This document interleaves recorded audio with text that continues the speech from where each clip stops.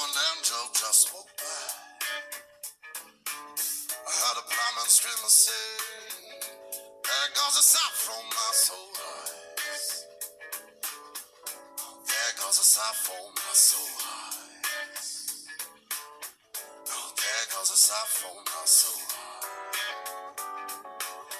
What kind of woman is this? You should be like, oh pretty girl, but in my bedroom with me.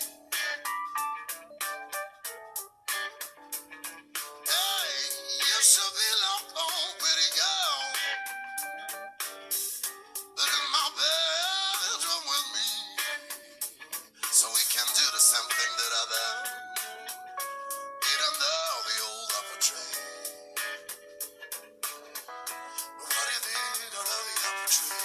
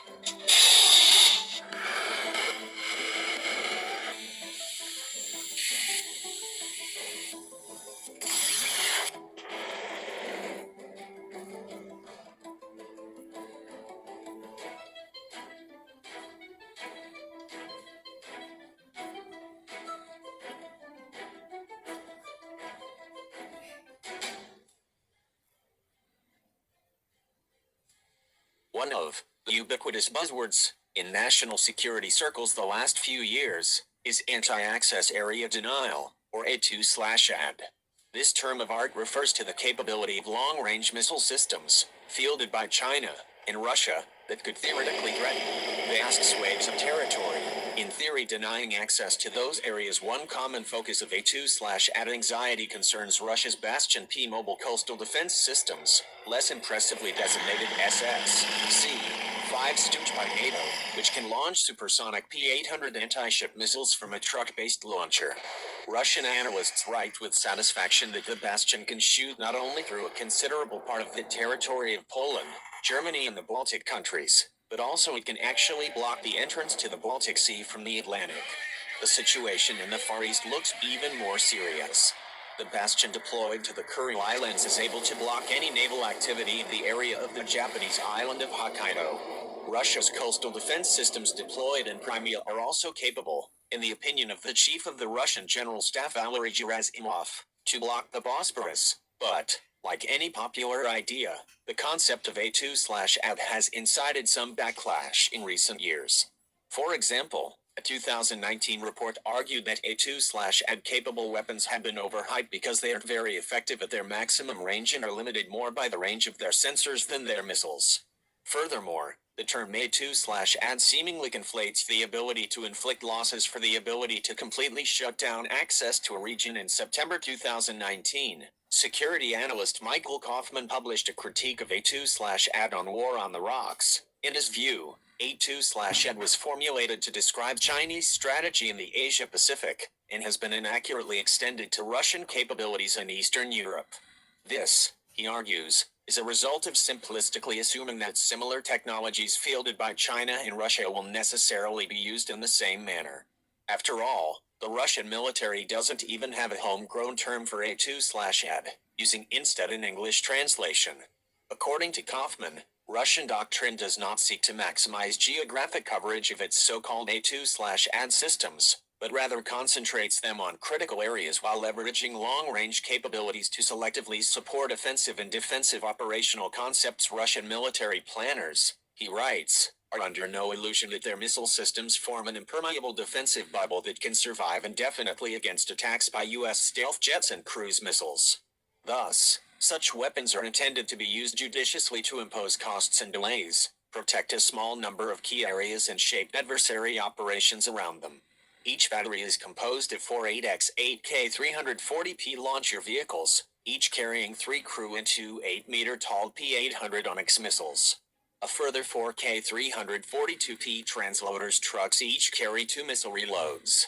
The battery is controlled by a 4-man crew in a K380P 6x6 command vehicle that can be deployed up to 15 miles away from each launcher. The vehicles are all-terrain capable, can deploy for launch in 5 minutes, and are made from a composite material that supposedly reduces their radar signature by a factor of 15 to 20. A Bastion P unit depends on other platforms to detect the presence of hostile ships, usually a monolith B over-the-horizon radar. However, it might also receive targeting data from drones, satellites, Tu-142 and Il-38 maritime patrol planes and Ka-31 naval helicopters. Once enemy ships are located and identified, the missiles are provided with GLONASS coordinates, the Russian GPS equivalent, and a solid fuel rocket booster propels the 3.4-ton Onyx missile into the air. The booster is then ditched and a liquid fuel ramjet motor takes over for sustained flight at roughly 2.5 times the speed of sound. The P-800 can either approach at high altitude for a maximum range of 186 to 210 miles, or skim just 15 feet above the surface the entire way to minimize odds of radar detection, though only out to a 75-mile range. Ships are moving targets, so in the terminal stage, a P-800 dives down and activates a monopulse radar seeker with a search angle of 45 degrees. The seeker has 2 modes, a passive, anti-radar seeker designed to home in on cooperative targets that have turned on their own active radar, and frequency-hopping active radar seeker which can also supposedly identify stationary land targets. The seekers are claimed to be resistant to chaff decoys and radar jamming. The Onyx high speed makes it very difficult to shoot down in the terminal phase, and its 440 to 550 pound warhead could inflict crippling damage upon even a large warship. The Russian Navy operates an estimated 50 Bastion P batteries, operating alongside larger numbers of BAL coast defense systems that use smaller, subsonic Kh-35 missiles with a range of 160 miles. Starting with 3 batteries of the 11th Missile Artillery Brigade stationed at Anapa on the Black Sea. A Bastion-equipped 15th Brigade was later employed in Sevastopol on the Crimean Peninsula after it was seized by Russian Special Forces in 2014. A silo-launched Bastion S variant is also slated for activation in 2020 in the Utah's Object 100 coastal defense fort on the Black Sea, which is built into the side of a cliff. Another 3 units are based around Novaya Zemlya defending Russia's North Sea Fleet. On the Pacific Ocean, the Bastion P has outfitted the 520th Coastal Artillery Brigade in Kamchatka, as well as units deployed on the Kuril Islands of Edirip and Kunashir, which are subject to a dispute with Japan. There are also at least 2 Bastion launchers in the militarized enclave of Kaliningrad on the Baltic Sea. Russia has also exported 2 Bastion P batteries each to Vietnam, with 40 missiles, and Syria, with 72 missiles. India, meanwhile, has developed its own variant of the P-800 Onyx missile, the BrahMos cruise missile, which is deploying on air, sea and truck-based platforms. Adding a grain of salt to A2/ad in a separate blog post, Kaufman argues it's a mistake to put too much emphasis on the Bastion P, when maritime strike aircraft, most importantly the Tu-22 M3M bomber with the Kh-32 cruise missile, as well as Su-24, Su-30, and Su-34 attack jet, followed by submarines and mines, play a more important role in Russian maritime strategy. After all, these can range further ahead and pose a threat to blue water naval forces that wouldn't need to enter a range of coastal defense missiles at all. However, he concedes coast defense missiles might still pose a problem for navies based on the Baltic. The article notes that the Monolith B over-the-horizon search radar's range is fairly limited, 56 to 155 miles, unless used against a cooperative target that's emitting radar signals, which it can detect up 280 miles away. Therefore, a Bastion P battery may be highly dependent on targeting data transmitted by an intelligence surveillance reconnaissance (ISR) aircraft. Russia also has a few larger Podsilnuki and container over-the-horizon radars, or THR, which might theoretically assist in targeting, but which are not integrated into the battery's command structure. Russia's Liana maritime reconnaissance satellite constellation could also theoretically provide naval targeting data. However, it currently consists only of 3 Lotus Signals intelligence satellites.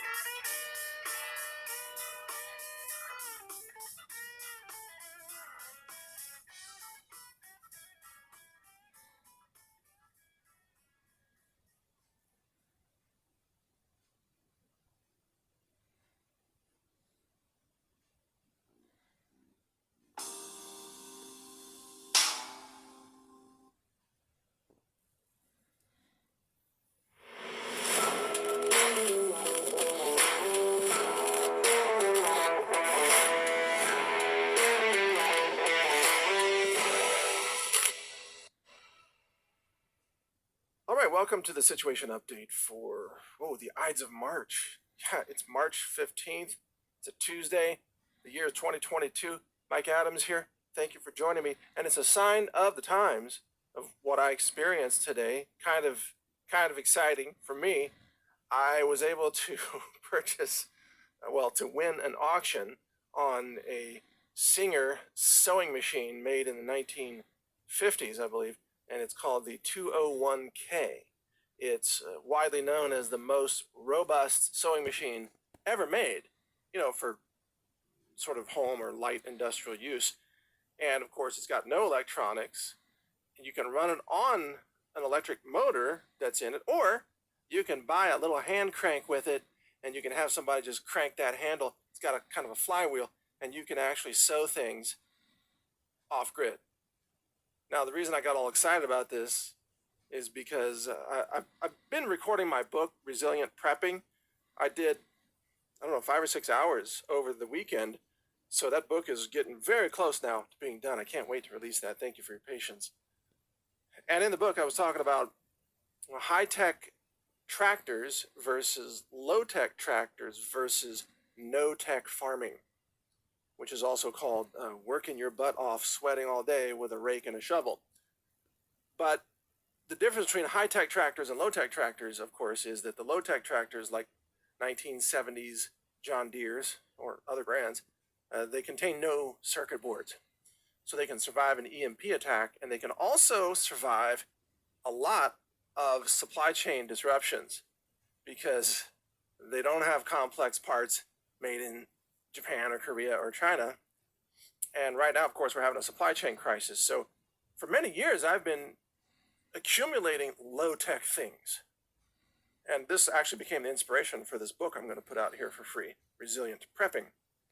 Oh, and that's the website, by the way, resilientprepping.com. It's not up yet, but that's where you're going to be able to get the book once we announce it. Anyway, I realized that I did not have a low-tech off-grid sewing machine when I was recording this book.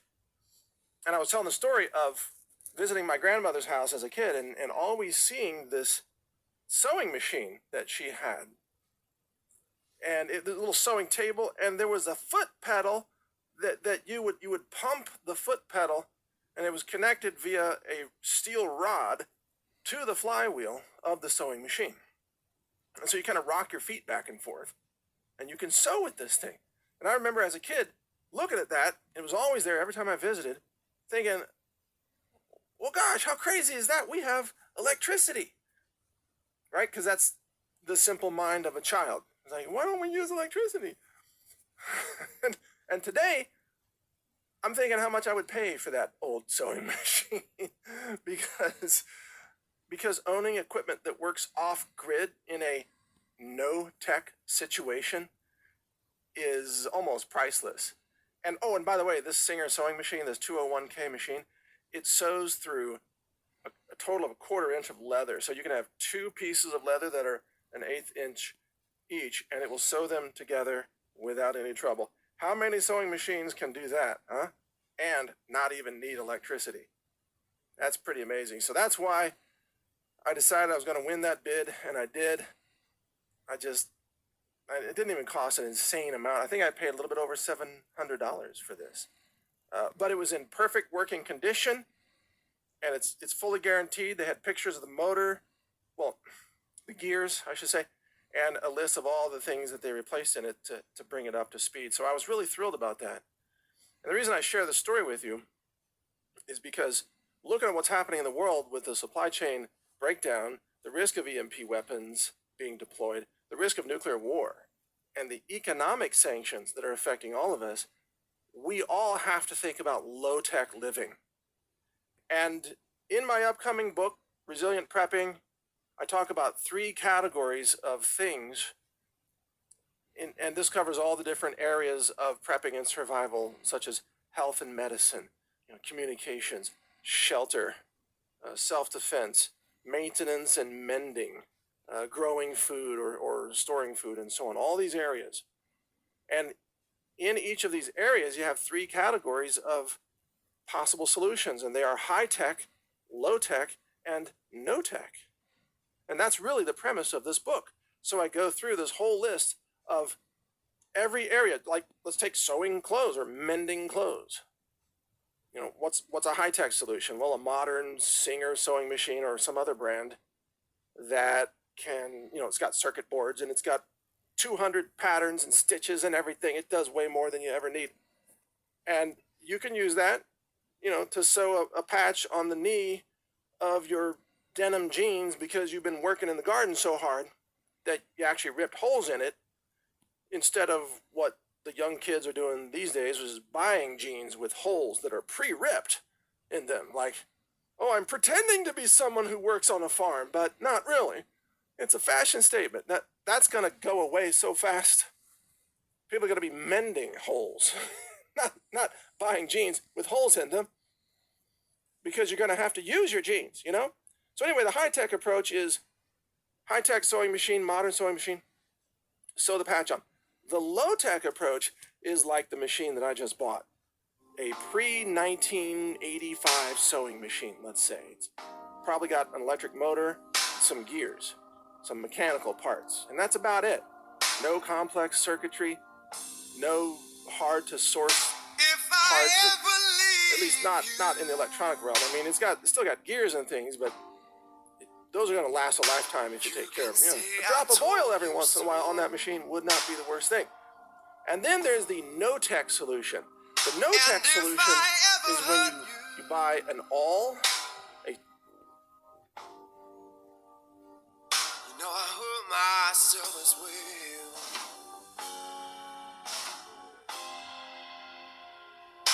Is there any way for men to carry on? Do you think I want my loved one gone? Said I love you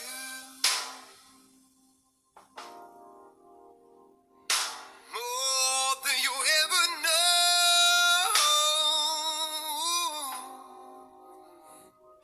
More than you ever know.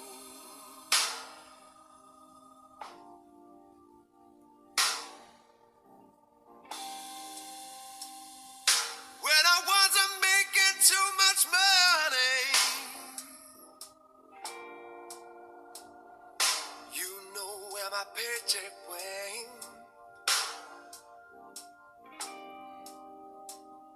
I put it on to you, baby,